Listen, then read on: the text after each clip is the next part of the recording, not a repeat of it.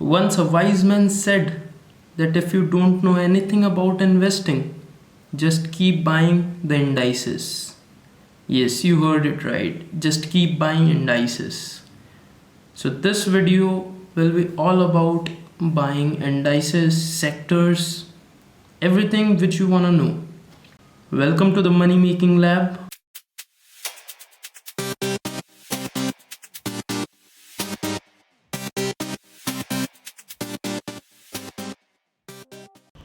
So in the previous video, I have already explained you what are mutual funds. So today we will be talking about what are the different types of mutual funds.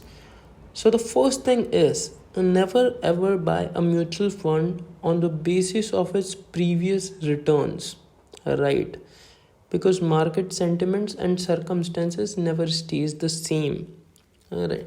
So what happens कि हमेशा market sentiments एक जैसे नहीं होते, कभी अच्छे होते हैं, कभी ख़राब होते हैं, कभी ख़राब स्टॉक्स आउट परफॉर्म कर जाते हैं और कभी कभी अच्छे स्टॉक्स भी डाउन ग्रेड हो जाते हैं. हर चीज़ मार्केट सेंटिमेंट पे डिपेंड करती है, पब्लिक फियर पे डिपेंड करती है. लोग अपना पैसा मार्केट से निकाल रहे हैं या डाल रहे हैं या जो भी कर रहे हैं, तो उस पर जो है आपके रिटर्न्स बहुत ज़्यादा डिपेंड करते हैं.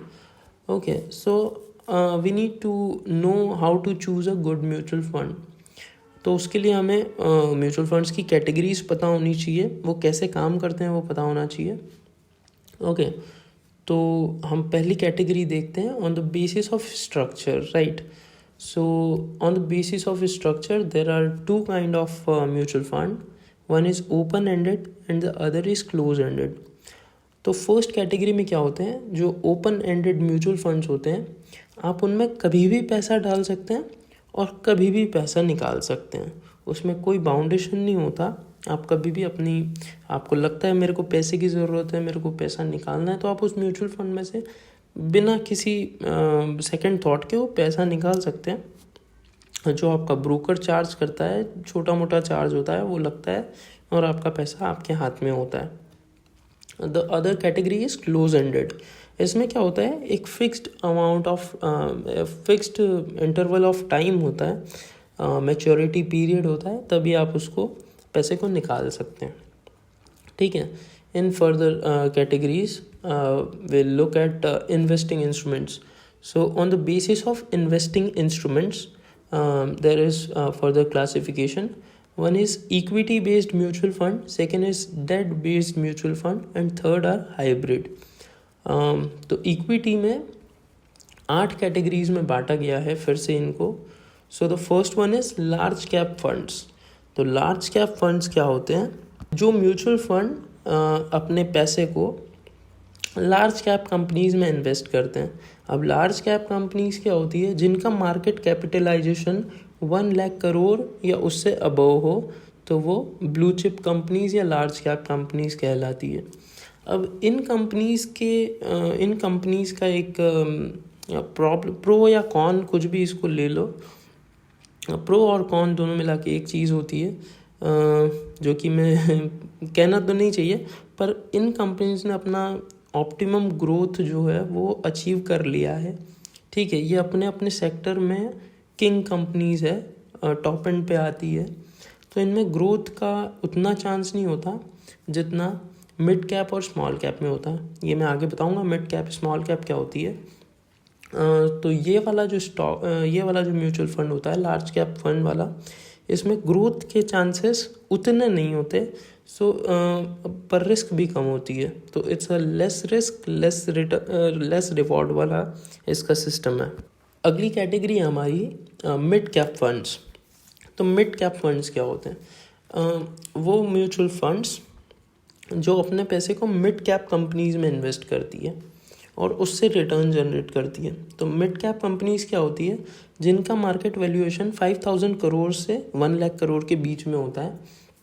अब ये मिड कैप कंपनीज इसलिए हैं क्योंकि इनका मार्केट वैल्यूएशन मिड साइज्ड है और ये कैपिटलाइजेशन साइज़ भी चेंज होते हैं. जैसे पिछले साल तक 50,000 करोड़ से ऊपर वाली कंपनी सारी लार्ज कैप में आ रही थी, अब 1 लाख करोड़ कर दिया है इसका. तो मिड कैप कंपनीज़ क्या होती है, ये अपने सेक्टर में मिड में आती है कहीं, मतलब ना ज़्यादा ऊपर ना ज़्यादा नीचे। स्टॉक प्राइस कभी भी मार्केट कैप या कंपनी की क्वालिटी को डिफाइन नहीं करता, क्योंकि इंडिया की सबसे बड़ी कंपनी रिलायंस है अभी, TCS रिलायंस, ये दो इनमें रेस होती है हमेशा, कभी TCS आगे होती है कभी रिलायंस आगे होती है, बट इनके स्टॉक प्राइजेस इतने हाई नहीं है। वहीं MRF जो है उसका stock price nearly 70,000 to 80,000 rupees है, बट वो नहीं टच करता इन दोनों को कहीं पे भी। तो हम बात कर रहे थे मिड कैप फंड्स की, तो ये मिड कैप कंपनीज में इन्वेस्ट करता है। Third category is small cap funds. Small cap companies वो होती है जिनका मार्केट वैल्यूएशन 5,000 करोड़ से कम होता है।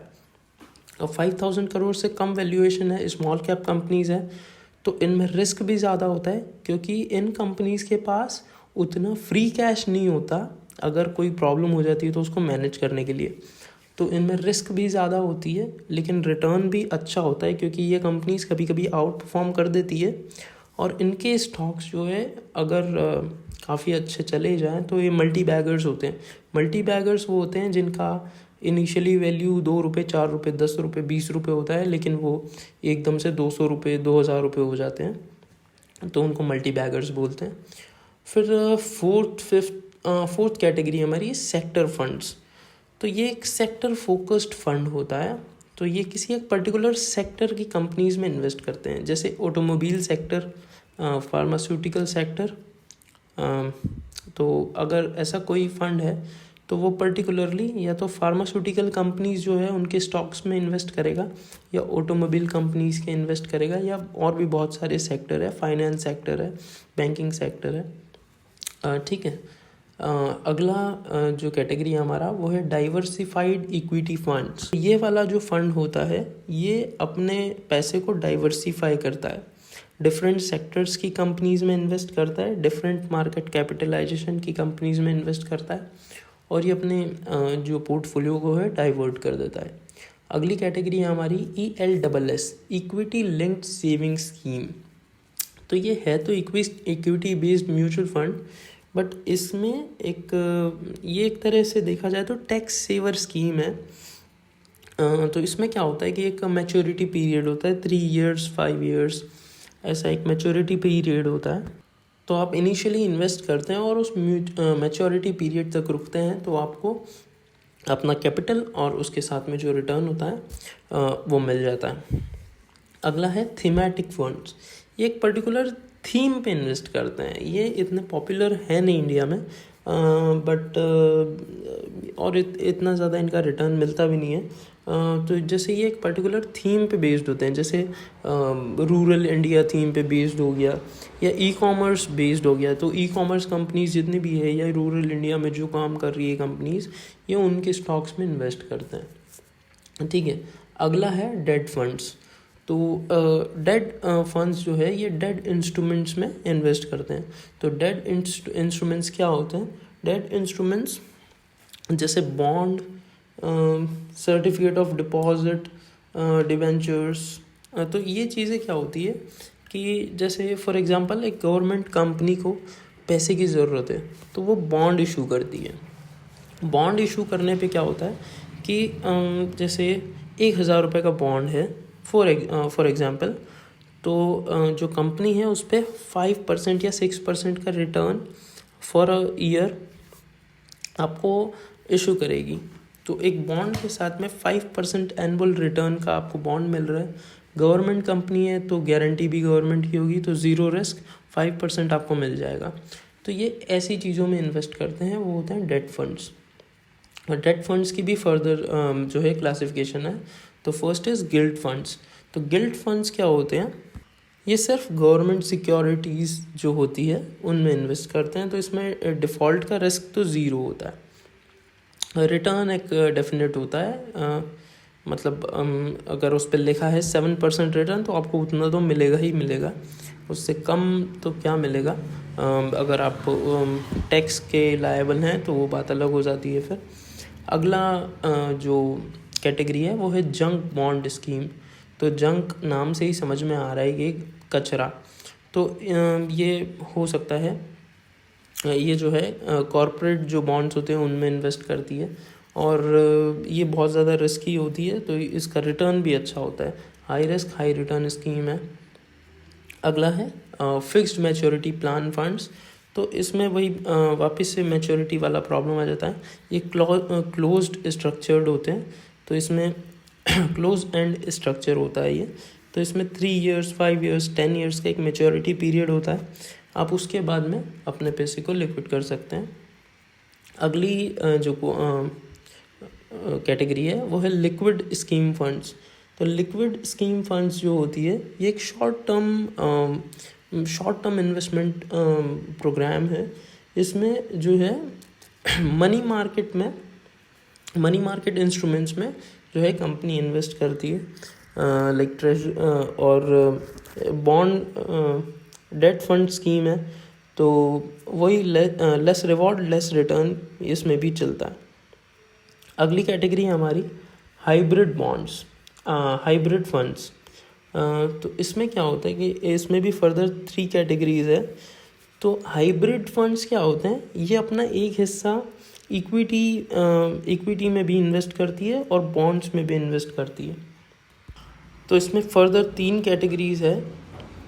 तो पहली कैटेगरी है मंथली इनकम स्कीम। तो इस कैटेगरी में क्या होता है कि 60 to 90% जो पैसा है वो डेट इंस्ट्रूमेंट्स में डाला जाता है, और जो रिमेनिंग है वो इक्विटी में डाला जाता है। तो डेट इंस्ट्रूमेंट्स में जो आपका रिटर्न है वो प्रोटेक्टेड होता है, जो आपका कैपिटल है प्रोटेक्टेड होता है, और इक्विटी में वहीं आपको एक ग्रोथ का चांस मिलता है। तो ये काफ़ी अच्छी स्कीम है, less risky but less returns to be honest. अगला है बैलेंस्ड फंड्स।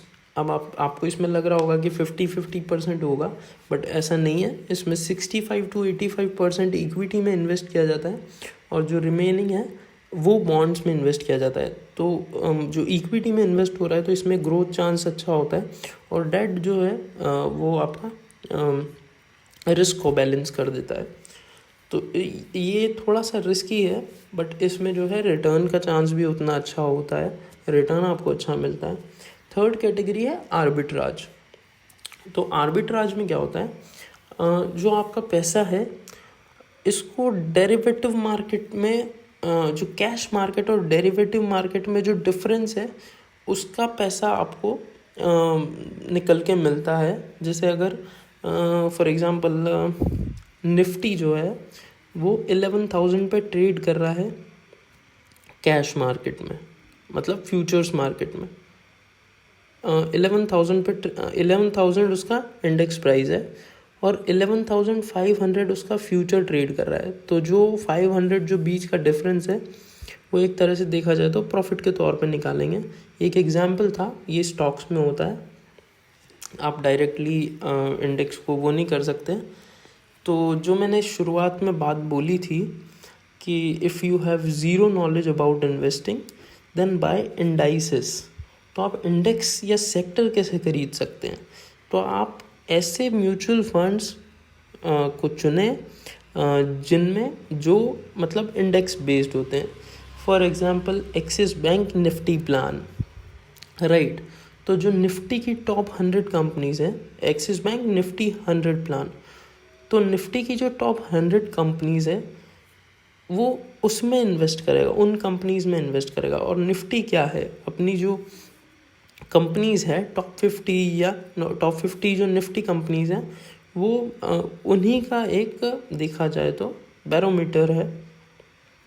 तो आप अगर आपको अगर कुछ भी नहीं पता है इन्वेस्टिंग के बारे में, तो आप म्यूचुअल फंड के थ्रू इंडेक्स खरीद सकते हैं और सेक्टर्स भी खरीद सकते हैं।